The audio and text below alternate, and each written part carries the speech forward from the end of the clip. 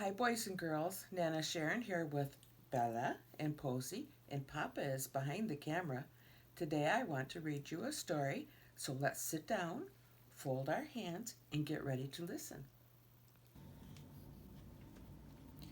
The Story of the Good Samaritan, an Alice in Bible Land storybook written by Alice Joyce Davidson, designed by Victoria Marshall.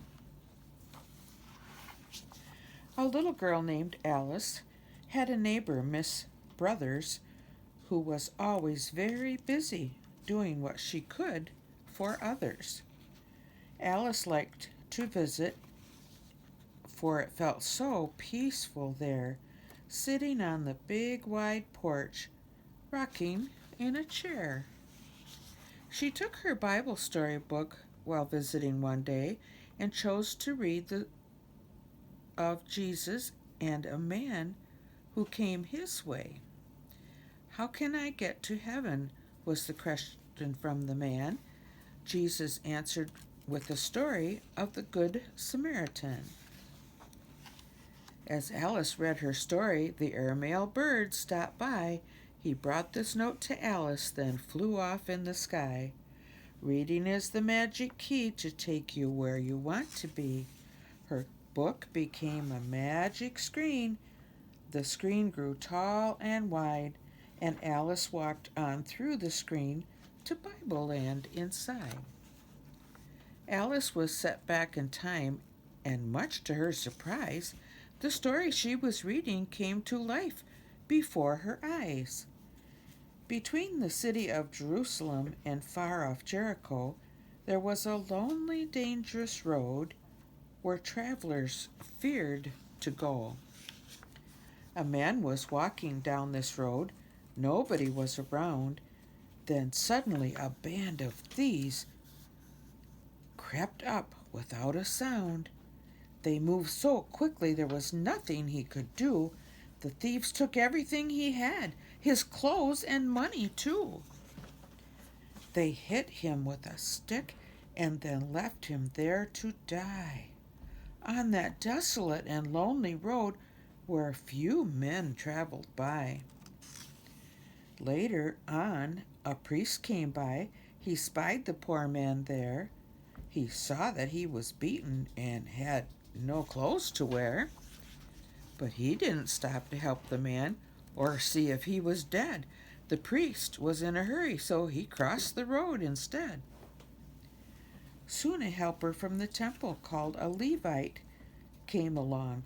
He saw the injured man and knew that something must be wrong. This Levite didn't slow his pace or see what he could do. He had to get to temple, so he hurried onward too. Now both the priest and Levite ignored the man in need. Even though they were his neighbors, they didn't do a helpful deed. As nighttime came, a stranger trudged down that same road too. He saw the man, and instantly he knew what he must do. There's someone injured lying there and badly beaten man. If he's alive, I'll help him in any way I can. The stranger was from Samaria, a fierce, unfriendly land. Yet the Samaritan stopped on the road and offered a helping hand. The Samaritan asked softly if there was something he could do. He put ointment on each wound he saw, then snow-white bandages too.